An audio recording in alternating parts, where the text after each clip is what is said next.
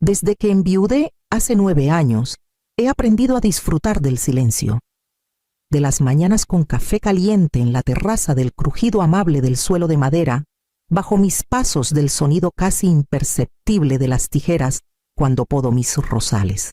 La casa que construimos con Mauro se ha convertido en mi refugio, mi escudo, mi mundo.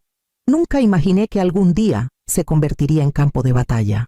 Mi hijo Sandro me llamó una tarde cualquiera con una noticia inesperada. Mamá, me casé. Quiero que conozcas a Erika. No me molestó la sorpresa. Siempre he pensado que cada uno debe vivir a su ritmo. Lo que no esperaba era el escalofrío que me recorrería el cuerpo en cuanto Erika cruzara el umbral de mi puerta. Era hermosa, de esas bellezas que no admiten competencia, y tenía una voz suave que contrastaba con la frialdad de sus ojos. Al recorrer la casa, no miraba los cuadros ni los recuerdos. Observaba los techos, los acabados, los ventanales. ¡Qué amplitud! ¡Qué bien iluminada! Con pocos cambios este espacio sería espectacular, dijo acariciando la barandilla de la escalera, como si ya le perteneciera. No dije nada. Solo apreté los labios y me forcé a sonreír. Pero fue Sandro quien, sin consultarme, sacó un pequeño llavero de su chaqueta y se lo entregó. Para que te sientas como en casa, amor. Mi estómago se cerró en un nudo. No dije nada, aún. Esa misma tarde, mientras preparaba una bandeja con té, escuché un estruendo en el salón. Era Lila, mi gata, que había tirado al suelo el bolso de Erika al saltar al sofá. Me agaché para recogerlo y vi que una carpeta se había deslizado fuera. El título en letras mayúsculas: Proyecto Hogar Noguera 2024. Dentro varios planos detallados de distribución, derribo parcial de muros, ampliación de cocina, instalación de claraboyas. Todo firmado por Erika. Todo de mi casa. Guardé silencio, pero esa noche, al cerrar con llave la puerta principal, entendí que había cometido un error al dejarla entrar. Solo que entonces aún no sabía cuán caro me saldría. 2 días después de su llegada, Sandro se acercó con un tono que intentaba sonar casual, aunque sus ojos delataban una súplica anticipada. Mamá, ¿te molesta si nos quedamos aquí unas semanas? El piso que compramos necesita reformas urgentes, dijo, como si no fuera ya evidente que venían con maletas para quedarse. Tragué saliva antes de responder. Lo último que deseaba era tensar nuestra relación, pero tampoco estaba dispuesta a entregar mi casa sin condiciones. De acuerdo, pero pongamos las cosas claras desde el principio. 3 meses como máximo, cada uno colabora con las tareas y se respeta mi espacio. No quiero sorpresas, dije con firmeza. Erika sonrió con esa dulzura que no le alcanzaba a los ojos. Por supuesto, Eleonora. Estamos muy agradecidos. Prometemos no darte problemas. Las promesas duraron poco. Al segundo día ya había cambiado los cojines del sofá, porque no combinaban con la luz natural del salón. El tercero, desaparecieron varios adornos antiguos del aparador. Cuando pregunté, dijo que los había guardado para evitar accidentes. Al 5.º día movió los maceteros de cerámica del patio, los que Mauro había colocado con tanto esmero. Así entra más sol, justificó, como si la casa fuera una maqueta que le tocaba rediseñar. Sandro, ajeno o tal vez indiferente, trabajaba hasta tarde y apenas estaba en casa. Cuando lo confronté, me abrazó y dijo que Erika solo quería hacerme la vida más cómoda. Me mordí la lengua. Lo que más me desconcertaba eran las contradicciones. Según ellos, estaban cortos de dinero por las reformas. Pero Erika salía todos los días y volvía con nuevas bolsas, ropa, utensilios de cocina que yo no había pedido, e incluso una cafetera carísima que reemplazó la italiana de toda la vida sin consultarme. La casa ya no se sentía como mía. Había algo en la manera en que se movía por los pasillos, en cómo hablaba con los vecinos, en su forma de llamarme Elo, como si fuéramos íntimas, que me incomodaba. Y sin embargo, aún no había hecho nada. Observaba. Esperaba. Porque en el fondo sabía que algo más grande estaba por estallar. Fue una mañana templada de abril cuando lo escuché. Yo estaba en la cocina con las manos enharinadas preparando una masa para empanadas. El ventanal estaba entreabierto y desde el patio Erika hablaba por teléfono sin imaginar que su voz alta y confiada se filtraba con claridad por las cortinas. «Claro que sí, tía», decía. «Sandro está convencido de que la casa es nuestra. Cree que su madre nos la cedió hace tiempo, pero sigue viviendo aquí. De favor. Le da pena echarla, ya sabes, con lo sola que está». El cuchillo se me resbaló de los dedos. Mi corazón dio un vuelco sordo y tuve que apoyarme en la encimera para no caer. De favor, yo contuve las lágrimas mientras limpiaba el desastre en silencio. Esa misma tarde, el cartero dejó un sobre a nombre de Erika. No suelo abrir correspondencia ajena, pero al ver el remitente, una empresa de reformas, no pude evitar una punzada de sospecha. Esperé a que salieran. Luego, con manos temblorosas, deslicé el documento hacia afuera. Era un presupuesto detallado: demolición parcial de tabiques, cambio de suelos, ampliación de cocina, todo a nombre de Erika Noguera, como si ella fuera la dueña legal. Ya no podía fingir que todo estaba bien. Fui al despacho, saqué la pequeña caja fuerte que Mauro instaló antes de enfermar y por primera vez en años la abrí. Dentro aún dormía el título de propiedad original con mi nombre en tinta azul y la firma del notario que nos había casado también a la casa y a mí. Lo observé largo rato antes de llevarlo a la copistería para hacer duplicados certificados. Una parte de mí no quería tomar esas medidas, pero otra, la más lúcida, sabía que no debía esperar a que fuera demasiado tarde. Esa noche, mientras Erika comentaba en la cena que tal vez habría que modernizar la entrada, yo asentí con calma y serví un poco más de vino, porque ahora tenía pruebas, porque ya no era solo una intuición. Alguien en mi propia casa tramaba desplazarme, y no pensaba quedarme de brazos cruzados mientras lo intentaban.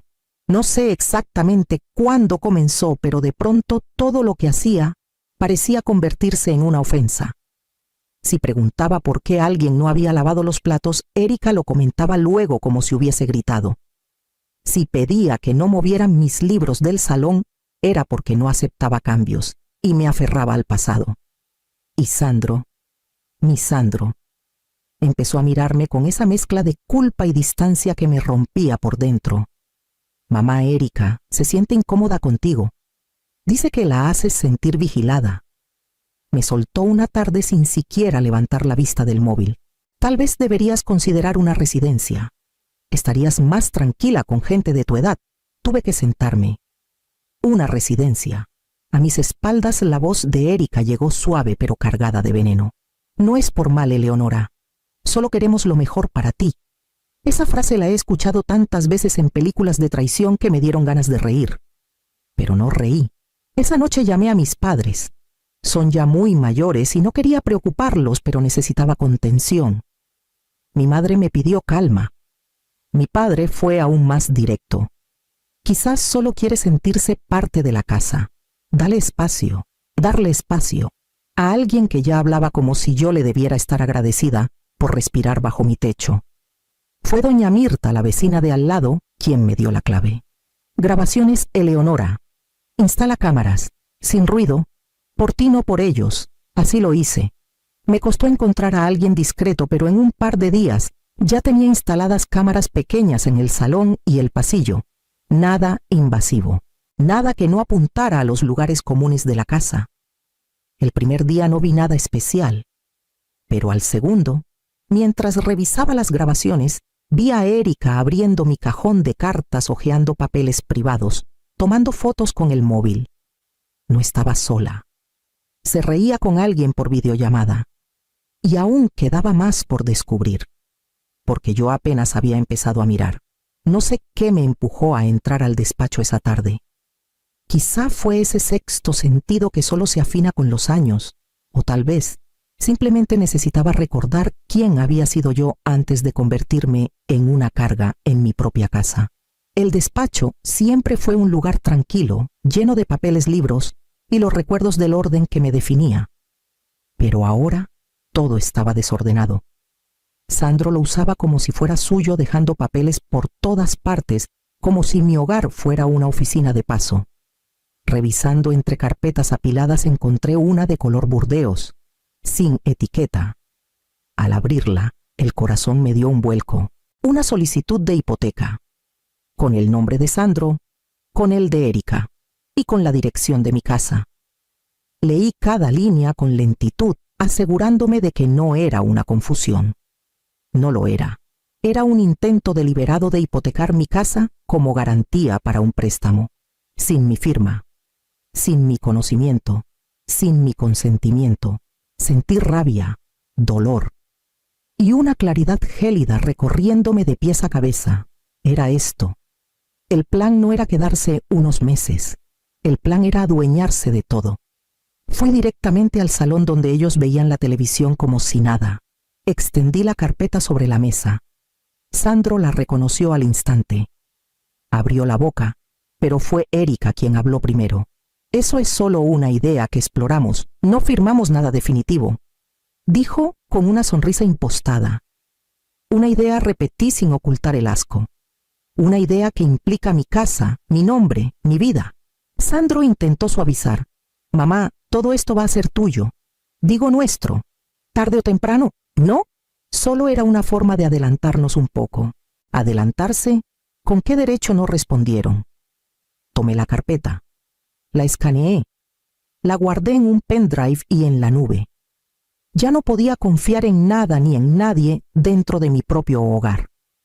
Y empecé a entender que para proteger lo que era mío, tendría que actuar antes de que ellos decidieran cuándo era tarde o temprano. La primera vez que lo noté fue en la cocina una mañana cualquiera. Fui a buscar mi cuaderno de recetas, ese que guardo siempre en el segundo cajón, junto a las cucharas de madera. No estaba allí. Lo encontré después en el salón junto al sofá. Pensé que tal vez lo había movido sin darme cuenta. No le di importancia. Pero luego vino lo del gas. Salí a regar las plantas del patio y cuando volví, Erika estaba de pie frente al horno con la ventana abierta y un trapo tapándose la boca. ¿Has dejado el gas abierto, Eleonora? Podría haber sido fatal, dijo en tono dulce, pero con esos ojos afilados. Yo sabía que no. Nunca en mi vida he sido descuidada con el gas, pero no tuve pruebas. Después fue el teléfono. Según ellos, olvidé una cita médica, confundí las fechas, no recordé una conversación que Sandro dice haber tenido conmigo. La gota final cayó cuando me llamó mi hermano Oscar. Sonaba preocupado. Me han dicho que estás olvidando cosas importantes, que repites historias. ¿Estás bien, Eleonora? Me quedé helada. ¿Quién más creía eso, Erika? Solo podía haber sido ella, con esa sonrisa perfecta y ese tono que finge preocupación mientras te hunde el cuchillo. Ahora todo encajaba. Me estaban construyendo una narrativa. Una mujer mayor, viuda, sola, supuestamente confundida, que ya no distingue lo real. Una mujer así puede ser fácilmente despojada de su casa, porque seguro lo prometió, pero ahora no lo recuerda. Sentí vértigo, pero no iba a dejar que me borraran así. Fui a ver a don Mateo, mi notario de confianza, desde hace años. Llevé todos los papeles y también pedí una evaluación médica con una profesional independiente. Cogí el tren a la ciudad. Me sometí a las pruebas. Respondí preguntas. Dibujé relojes. Hice cuentas. Me sentí vulnerable, pero era necesario. Días después, don Mateo me entregó el nuevo documento de propiedad actualizado con fecha, sello oficial y un anexo médico que certificaba con claridad estado cognitivo pleno y orientado. Lo guardé junto a las grabaciones, las copias del pendrive, las fotos. Porque si querían volverme invisible, iba a obligarlos a ver cada una de mis verdades. Aquella noche, el aire tenía un peso distinto. No sé si fue el olor del vino caro que Erika había descorchado sin preguntarme, o la risa escandalosa de sus invitados colándose por cada rincón de mi casa. Lo cierto es que sentí que algo estaba a punto de romperse. La mesa del comedor estaba cubierta de platos que no eran míos. Velas aromáticas, copas altas, música demasiado alta. Ninguno de los rostros que vi esa noche me era familiar. Y ni siquiera habían tenido la decencia de avisar. Me acerqué a Erika con calma, intentando mantener un mínimo de respeto. Le pedí que terminara la cena temprano, que esa casa no era un restaurante y que yo no era su empleada. Ella se giró bruscamente. Tenía los ojos brillantes como si el vino y la arrogancia se le hubieran subido a la cabeza. Perdona, dijo. Esta casa es mía también. Tú eres una ocupa, una señora mayor que ya no sabe ni lo que firma. La música siguió sonando. Nadie la detuvo. Nadie dijo nada. Sandro, de pie junto al sofá, evitó mirarme. No dijo una sola palabra. Fue peor que cualquier insulto. Me retiré a mi habitación con el estómago revuelto y la dignidad golpeada. Pero algo dentro de mí me dijo que no cerrara la puerta, que esperara. Entonces la escuché. Sí, buenas noches. Quiero denunciar a una señora que se niega a abandonar nuestra vivienda. Dice que la casa es suya, pero está desequilibrada. No quiere salir. Mi sangre se heló. No por miedo, sino por confirmación. Lo había hecho. Llamó a la policía. Me levanté sin prisa. Fui al escritorio. Coloqué sobre la mesa las escrituras originales, mi DNI vigente y el documento notarial con la certificación médica. También saqué el móvil y cargué las grabaciones. Todo estaba ordenado, iluminado y claro. Lo dejé todo preparado para cuando los agentes tocaran el timbre. Porque si esa mujer creía que podía echarme de mi casa con una llamada, estaba a punto de aprender una lección inolvidable. Una que ni siquiera su sonrisa manipuladora podría borrar. Escuché el timbre y no me moví. Dejé que fuera Erika quien corriera a abrir como si estuviera en control de la situación. Desde el pasillo, alcancé a escuchar su tono forzadamente preocupado. Gracias por venir, agentes. La señora se niega a marcharse. Vive aquí por compasión, pero se ha vuelto agresiva y algo inestable. No sabemos ya qué hacer. Su voz temblaba. No por tristeza, por anticipación, por ese momento que creía tener ganado. Los pasos firmes de los agentes se aproximaron a la sala. Me puse de pie con dignidad. Les ofrecí asiento con la serenidad que solo se puede tener cuando sabes la verdad. Caballeros, dije sin necesidad de levantar la voz. Esta casa es mía. Aquí tienen las escrituras a mi nombre, mi DNI vigente y este documento notarial, donde consta mi estado de salud mental y físico certificado por un médico colegiado hace menos de un mes. Los agentes se miraron entre sí, sorprendidos por la preparación. Pero no había terminado. Y también añadí, tomando el móvil: tengo algunas grabaciones, no porque me guste espiar, sino porque necesitaba protegerme. Reproduje uno de los videos. En él, Erika brindaba en una cena con sus amigos. Por nuestra casa dentro de poco, ya no habrá viejas amargadas rondando por el pasillo. Luego otra grabación, su voz insinuando a una prima que yo padecía demencia, que pronto sería internada, que la casa ya estaba casi en nuestras manos. Silencio. Los agentes volvieron la mirada hacia ella. Ya no era la nuera preocupada. Era una mujer que intentaba ocultar su temblor mientras Sandro, pálido, se agarraba la frente. Señora, dijo uno de los agentes mirando mis documentos, usted está en pleno derecho. Esta casa es suya. Nadie puede echarla. Y si alguien vuelve a intentar hostigarla, no dude en llamarnos. No dije nada más. Solo recogí los papeles con calma y los volví a guardar en el cajón uno por uno. Mientras tanto, en el sofá, la sonrisa de Erika se había evaporado. Pero lo que vi en sus ojos no fue derrota. Fue furia contenida. Y supe que no se rendiría tan fácilmente. El silencio de la mañana siguiente fue distinto. No era paz, era la calma densa antes de la retirada. Desde la cocina escuché el sonido seco de cajones cerrándose con fuerza, maletas arrastrándose por el pasillo, puertas de armario golpeadas sin miramientos. Sandro y Erika empacaban no con prisa sino con rabia contenida. No intercambiamos palabra durante todo el proceso. Yo me mantuve firme en el comedor con una taza de café intacta entre las manos. Cuando por fin los vi aparecer en la entrada, con las maletas, fue Sandro quien se acercó. Ya no quedaba rastro del hijo cariñoso que me abrazaba cada vez que entraba a esta casa. Se inclinó y me susurró con una sonrisa gélida: esto no acaba aquí. Tú firmaste algo hace años y lo vamos a usar. No levanté la vista. Solo respondí en voz baja: buena suerte con eso. Cerré la puerta cuando se marcharon, pero no sentí alivio. Me dirigí al despacho y abrí la carpeta de documentos antiguos. Ahí estaba lo que temía un poder notarial que años atrás había otorgado a Sandro para representarme en un trámite bancario cuando aún confiaba en sus intenciones. Por suerte lo había revocado en cuanto supe del primer intento de hipoteca. Tenía en mis manos no solo el documento original, sino también el revocatorio con firma de notario y sello oficial. Los años me habían enseñado que el amor sin límites deja de proteger y empieza a exponer. Había sido madre, sí, pero también mujer previsora. Llamé a la abogada que me ayudó con las escrituras. Le conté lo ocurrido, le envié copia de todos los documentos, incluidas las grabaciones. Quedamos en vernos al día siguiente para formalizar un blindaje legal definitivo sobre mi propiedad y mis decisiones. Sin fisuras, sin accesos, sin vacíos que alguien pudiera volver a aprovechar.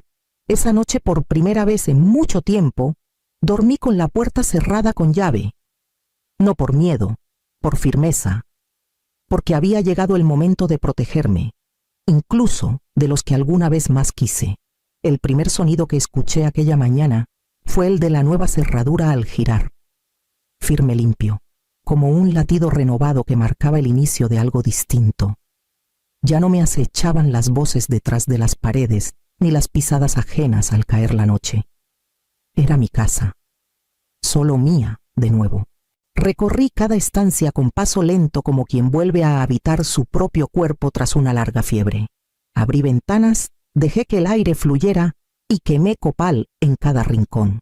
No por superstición, sino porque el humo arrastraba consigo la densidad del desprecio, la manipulación y las mentiras. Lavaba la historia como si la casa respirara por fin en libertad. Volví a levantarme temprano, a regar los rosales con calma, a tomar el té en el porche con una manta sobre las piernas. Redescubrí el silencio sin tensión, el sonido del reloj de pared marcando las horas sin sobresaltos. Era como si cada objeto hubiese esperado pacientemente a que yo volviera a ser yo. Un día, entre las cartas del buzón, encontré un sobre manuscrito. Reconocí la letra de Sandro. No lo dudé, lo rompí sin abrirlo y lo tiré al cubo del reciclaje. Había cosas que no necesitaba leer para saber lo que ocultaban. Algunas culpas llegaban tarde. Pero hubo otra carta que sí abrí. Una notificación del juzgado. Erika había iniciado una reclamación de bienes alegando aportaciones emocionales y materiales a lo largo de su estancia. No pude evitar sonreír. Esa jugada era tan predecible como torpe. Lo sabían todo de mí, menos lo más importante, que ya no era la mujer que aguantaba en silencio. Había reunido pruebas, fechas, testimonios. Había dejado constancia ante notario, había blindado legalmente cada centímetro de mi propiedad. No pensaba defenderme. Esta vez yo iba a ser quien se presentara primero. Esa misma tarde, mientras el sol doraba las hojas del jardín y el vapor del té subía lento entre mis dedos, miré a los rosales recién podados y supe que la calma no era rendición, era estrategia. Y yo por fin estaba lista para ganar.